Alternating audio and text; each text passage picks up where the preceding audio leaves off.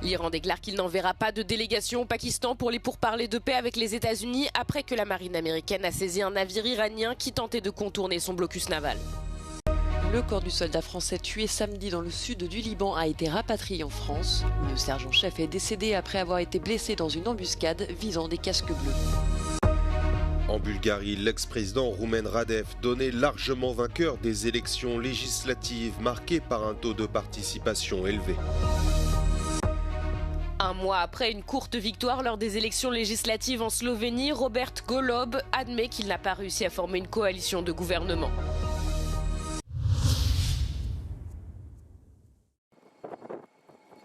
L'Iran a déclaré qu'il n'enverrait pas de délégation pour participer au deuxième cycle de pourparlers de paix avec les États-Unis. Celui-ci devait se tenir lundi à Islamabad, la capitale pakistanaise.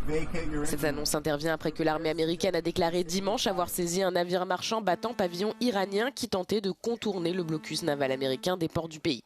Il s'agit de la première saisie effectuée par la marine américaine depuis la mise en place du blocus la semaine dernière. Les États-Unis l'ont instauré en réponse à la fermeture par l'Iran du détroit stratégique d'Ormuz qui a fait flamber les prix mondiaux de l'énergie. L'Iran a promis une réponse rapide à cette initiative américaine qu'il a qualifiée de violation du cessez-le-feu et d'acte de piraterie.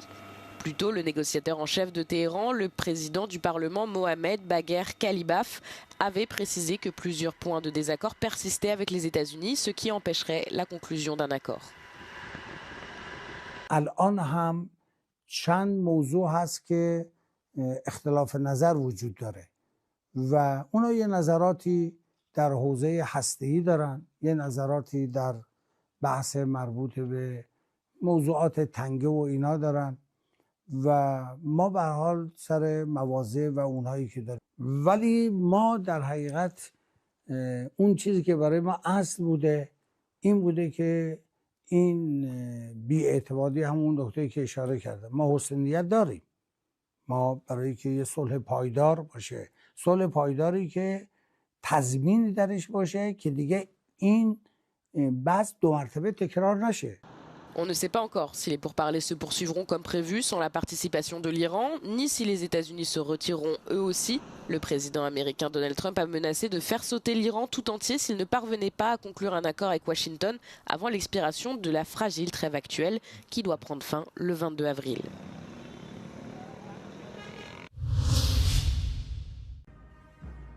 Le corps du soldat français tué samedi dans le sud du Liban a été rapatrié en France. Âgé de 40 ans et père de 2 filles, le sergent-chef Florian Montorio était en fin de carrière et devait prochainement quitter l'armée. Une cérémonie s'est tenue sur la base militaire de l'aéroport international de Beyrouth avant que le cercueil du soldat ne soit embarqué à bord d'un avion militaire. Déployé au sein de la FINUL, le sergent-chef est décédé après avoir été blessé dans une embuscade visant des casques bleus. Emmanuel Macron impute cette attaque au Hezbollah qui de son côté nie toute implication, tandis que le président libanais Joseph Aoun a condamné l'incident et promis de traduire les responsables en justice.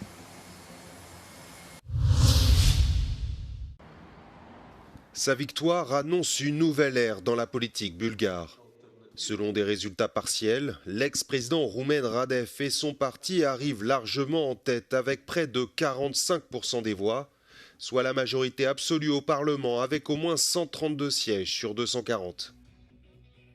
La participation a atteint moins de 50%, un score élevé pour la Bulgarie. En proie à une forte instabilité politique, notamment alimentée par des affaires de corruption, le pays le plus pauvre de l'Union européenne a connu 8 scrutins législatifs depuis 2021. Après sa large victoire, Roumen Radev devrait pouvoir former le premier gouvernement stable en 5 ans. Sur la scène internationale, celui qui se veut pragmatique est défavorable à l'aide militaire à l'Ukraine. Malgré des positions pro-russes, Roumen Radev s'est engagé à ne pas user du veto au Conseil européen, apaisant ainsi les craintes de blocage du prêt de 90 milliards d'euros à Kiev ou encore du 20e train de sanctions européennes contre Moscou.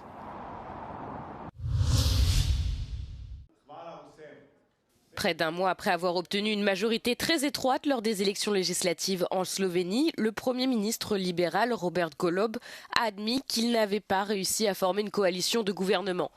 Cette annonce ouvre la voie au candidat conservateur arrivé en deuxième position, Janez Janša, pour tenter de former une coalition.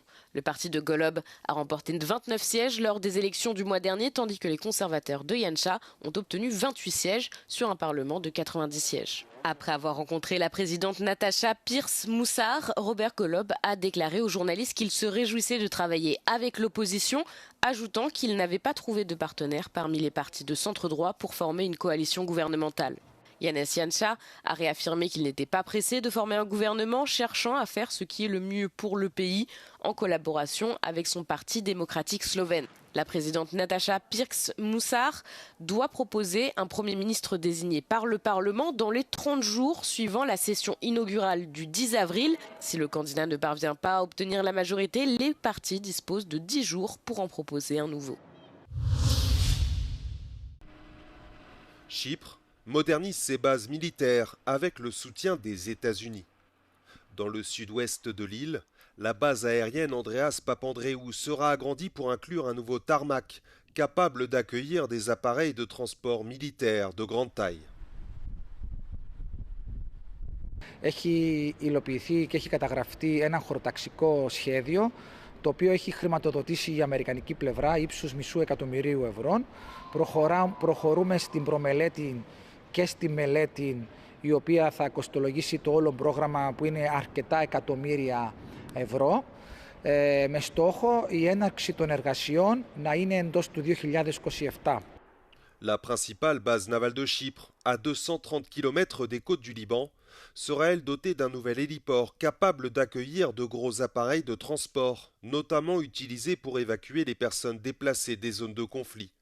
La base pourra également accueillir des navires de guerre de plus grande taille.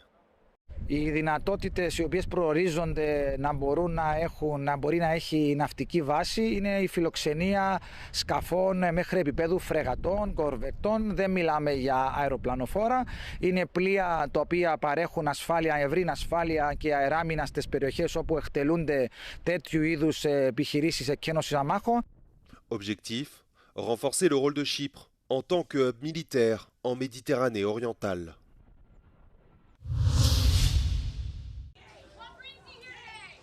La Pologne et la Suisse sont les derniers pays européens en date à annuler des concerts de Kanye West en raison des propos antisémites du rappeur américain. Kanye West devait se produire au stade de Silesia à Chorzów le 19 juin, pour ce qui aurait été son premier concert en Pologne depuis 15 ans. Mais la salle a finalement annoncé que le concert n'aurait pas lieu pour des raisons formelles et juridiques. Une décision prise après que la ministre polonaise de la Culture a évoqué le caractère sensible d'une prestation de Kanye West dans un pays marqué par l'histoire de l'Holocauste. Samedi, le club de football suisse FC Bâle avait également décidé de ne pas accueillir le rappeur dans son stade St. Jacob Park, après avoir examiné une demande du rappeur américain qui souhaitait s'y produire en juin. Le gouvernement britannique avait précédemment interdit Kanye West d'entrer au Royaume-Uni, entraînant l'annulation du Wireless Festival de cette année. Le concert du rappeur prévu au Vélodrome de Marseille avait également été reporté suite à l'opposition du ministre français de l'Intérieur, Laurent Nunez. Kanye West a commencé à poster des messages à caractère antisémite sur les réseaux sociaux en 2022. Il a ensuite mis en vente des t-shirts arborant une croix gammée et sorti une chanson intitulée Heil Hitler en mai dernier. Réagissant au report de son concert à Marseille, Kanye West a affirmé vouloir faire amende honorable, après avoir affirmé que ses déclarations controversées étaient dues, je cite, à un épisode maniaque de comportement psychotique, paranoïaque et impulsif. Des concerts de Kanye West sont toujours prévus en Turquie, aux Pays-Bas, en Italie, en Espagne et au Portugal. Mais la polémique croissante laisse penser que la partie européenne de sa tournée pourrait être purement et simplement annulée.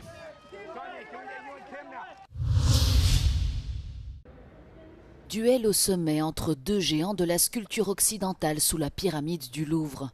200 œuvres marbre, bronze, plâtre, terre cuite, moulage et de nombreux dessins de Michel-Ange et Rodin, que 3 siècles et demi séparent, sont réunis dans le célèbre musée parisien jusqu'au 20 juillet. Une exposition qui vise à confronter l'art de chacun de ces deux génies à partir de leur sujet principal, le corps vivant. Le style de Michel-Ange est vraiment un style de la Renaissance, initiateur du maniérisme. En ce sens, son style est assez différent de celui de Rodin, qui, lui aussi, à son époque, a vraiment bouleversé les codes de la sculpture. On sort d'un siècle où la sculpture a oscillé entre un très fort tribut au classicisme, avec donc là, de nouveau, un regard renouvelé sur l'Antiquité, une forte inspiration de l'Antiquité, et en même temps également tout l'apport du romantisme. Fil rouge de l'exposition, la vie et l'énergie intérieure des corps, car au-delà de la forme, les sculptures traduisent une vie psychique, pensée, rêve, souffrance. Et pour prolonger ce corps à corps, le musée du Louvre a également accueilli 2 spectacles de danse, inspirés par des toiles et sculptures des 2 artistes et réalisés par les danseurs de l'Opéra de Paris. Nous avons imaginé un spectacle consacré à des duos. Pourquoi ? Parce que cette exposition, d'une certaine manière, c'est un duo entre 2 grands sculpteurs.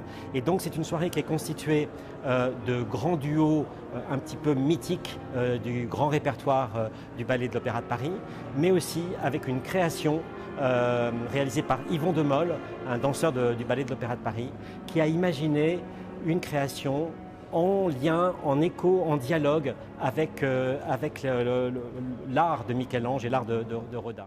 En réunissant Michel-Ange et Rodin, le Louvre propose une lecture transversale de l'histoire de la sculpture. L'exposition ne se contente pas de comparer les 2 artistes, elle montre comment une même question, représenter le vivant, traverse les siècles.